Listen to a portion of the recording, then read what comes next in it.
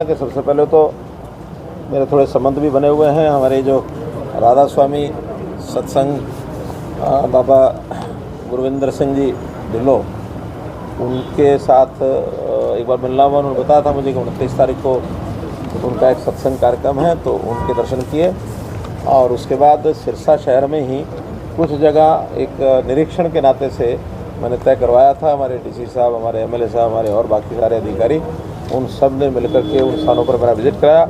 जिसमें सबसे पहले तो जो रेड क्रॉस का भवन है, वहाँ रेड क्रॉस के भवन के साथ ही 1 एकड़ ज़मीन पर एक 50 बिस्तर का रिहेबिलिटेशन सेंटर, क्योंकि मुझको मालूम है कि सिरसा जिला और आसपास के जो सारा क्षेत्र है, या नशे से जो प्रभावित जो युवा हैं, उन सब का डी एडिक्शन सेंटर, बाद में रिहेबिलिटेशन सेंटर, इसकी बहुत बड़ी आवश्यकता है।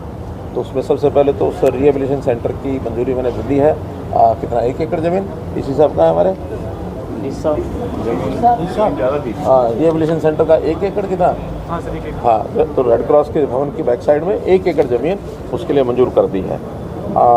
बाद में मेडिकल कॉलेज जो पहले से घोषित है, उसकी जगह वो आज मैंने प्रत्यक्ष उसको देखने के लिए कहा था, उसका निरीक्षण किया है।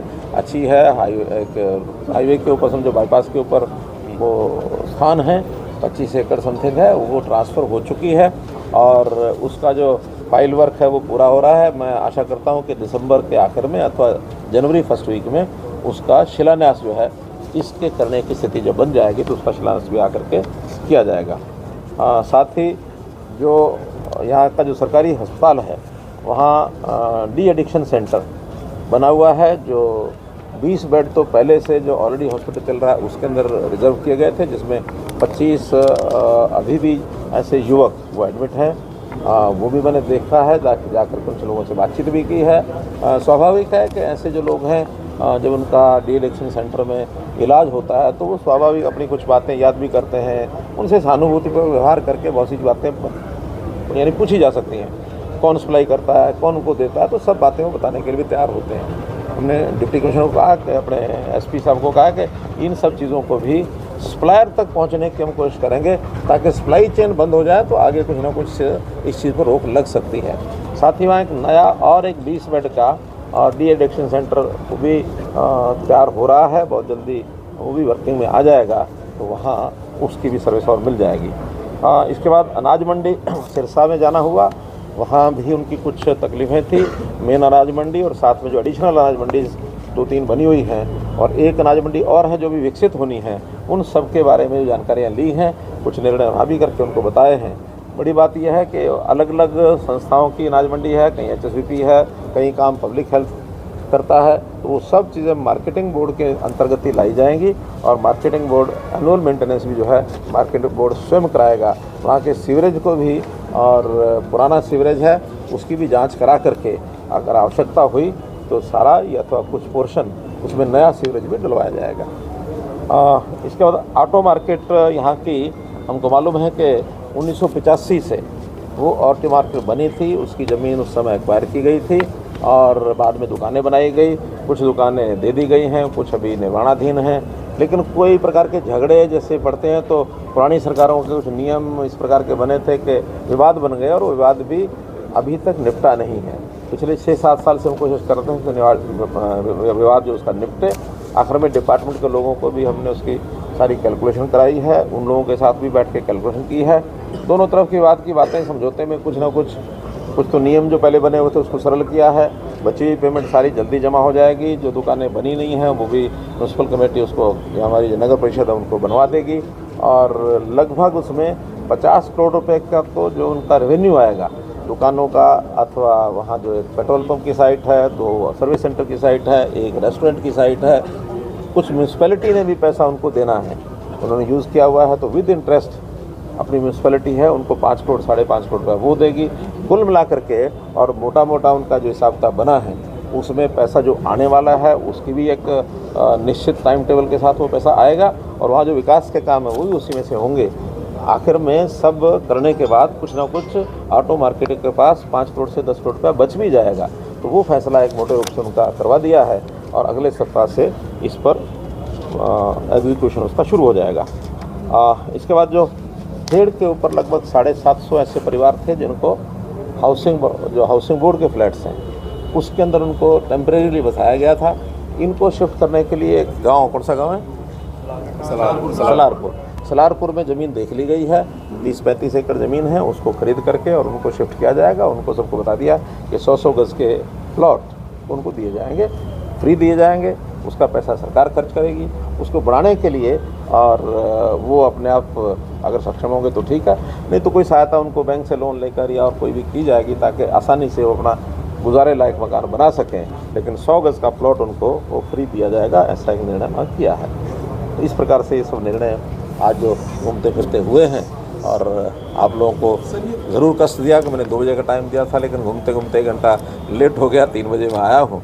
इस नाते से आपको इंसान मुख्यमंत्री थ्रेड विस्थापितों की जो बात है सर, जो थ्रेड विस्थापितों की तो कोई टाइम पीरियड रखा है कि कब तक सर प्रोसेस में शुरू होगा? अभी तक इनको एक नोड चाहिए था वो नोड आज इनको दे दिया है कि जल्दी से ज़मीन को देखी जा चुकी है, उन किसानों से बातचीत भी हो गई है। तो इस प्रोसेस में डिप्टी कमिश्नर कितने हमारे समय में ये सारा प्रोसेस ज़मीन खरीदने का पूरा हो जाएगा? तो 2 महीने मानो मैक्सिमम ज़मीन खरीदने का काम, उसके बाद फिर प्लॉट काटने को दे दिए जाएंगे। दशकों पुरानी ये समस्याएं थी, अक्सर ऐसी रैलियों में ऐसी घोषणाएं होती है, और आपने आज संबंधित लोगों से सीधा संवाद किया है, बैठक की है पहले, उसके बाद समस्या का समाधान किया है। तो इस नई परिपाटी आपने शुरू की इसके? देखिए, हमने पिछले साल में एक कार्यक्रम शुरू किया था विवादों का समाधान। मुझे ध्यान में कि बहुत से ऐसे हरियाणा में विवाद हैं, कोई 15 साल पुराना, कोई 20 साल पुराना, 25-30 साल पुराना। एक विवाद तो ऐसा निकल करके आया, अभी जनसंवाद के कार्यक्रम किए हैं, तो कोई एक म्यूटेशन का एक झगड़ा वो लेकर के चला, और हमारे अधिकारी भी उसमें जूझ रहे हैं। उसकी बात कुछ है, कोर्ट की बात कुछ है। तो अल्टीमेटली ध्यान में क्या आया कि एक म्यूटेशन है सन 1902 की, और एक म्यूटेशन उसके बाद हो गई 1906 में। तो 2 में वो बताता है ठीक है, 6 में किसी ने गड़बड़ कर दी। अब 2 और 6 में कौन सी ठीक है, कौन सी गड़बड़ हुई है, ये 116 साल का किस्सा पुराना, 117 साल का। फिर भी मैंने अधिकारियों को बैठाया, 2 IAS बैठाए कि भाई रेवेन्यू रिकॉर्ड जितना भी है सब पटवारी तहसीलदार उनको बैठा करके इसे अध्ययन करो, लेकिन इसका जो ठीक फैसला है 1902 का ठीक है तो वो लागू करो, 1906 का ठीक है तो वो लागू करो। यानी 125 साल पुरानी जब अंग्रेज़ों के समय की ये झगड़े। लेकिन मेरे मन में इस बात का संतोष रहता है कि हम उसकी गहराई में जाते हैं, और गहराई में तभी जाया जा सकता है जब स्वयं उसमें आप जब हस्तक्षेप करें। स्वयं हस्तक्षेप ना करें तो फिर फाइलें तो आपको पता है, फाइल तो वो उसकी तरफ सरकार देगा, वो उसकी तरफ सरकार देगा, सरकार ये खेलती रहती है। आपको पता है 2004 से ये भी उलझा हुआ है, लेकिन अल्टीमेटली अब ये कोर्ट में गया है, तो कोर्ट जो है उसका फैसला कर चुका है कि SYL बननी है। लेकिन बनने के लिए एग्जीक्यूशन ऑर्डर वो चल रहा है, नई डेट जनवरी में है। जनवरी के अंदर फिर देखते हैं सरकारों के बारे में जो हाई कोर्ट का, एक सुप्रीम कोर्ट का ये विषय है कि वो उसको एग्जीक्यूट करें। क्या निर्णय सुप्रीम कोर्ट देता देखेंगे। सर, मेडिकल कॉलेज का निरीक्षण किया, कब तक निर्माण हो जाएगा? विपक्ष के लोग बार-बार यही कहते हैं कि हर बार मेडिकल कॉलेज का जिक्र किया जाता है। नहीं, जिक्र नहीं किया जाता, वादा करके जाएंगे कि आज जिक्र नहीं किया जाता। आज मैंने प्रत्यक्ष उस साइट को देखा है और प्रत्यक्ष उसकी फाइलें भी देख ली हैं। ज़मीन ट्रांसफ़र का विषय था, वो कंप्लीट हो गया है, और ज़मीन कंप्लीट होने के बाद उसको लीज पर दिया गया है। पहले ये HIO हिसार की ज़मीन है, तो उन्होंने, चूँकि HIO इंडिपेंडेंट ऑटोनोमस बॉडी है, उन्होंने MER के नाम उसको लीज पर कर दिया है, और वो कंपनी भी तय हो गई है, HLL हाँ, कंपनी तय हो गई है, जिसने उसका सारा डिज़ाइन बनाना है, जिसने उसका टेंडर डॉक्यूमेंट को तैयार करना है। और जो मुझे बताया गया है कि जनवरी तक सब करके हम कंप्लीट इसका टेंडर लगा देंगे, और टेंडर लगते ही शिलान्यास करने के लिए मैं स्वयं आऊँगा। वही सर आपसे बात कर रहे हैं, मान के चले अगले दौरे पे सर आप वहाँ पर। मैं कह रहा हूँ जनवरी के महीने में शिलान्यास करने खुद आऊँगा।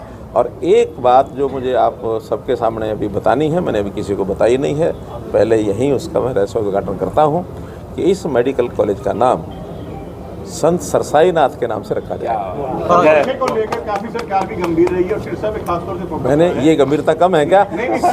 संत सरसाई नाथ का तो यानी इस शहर के बसाने में कोई भूमिका उनकी रही है ना।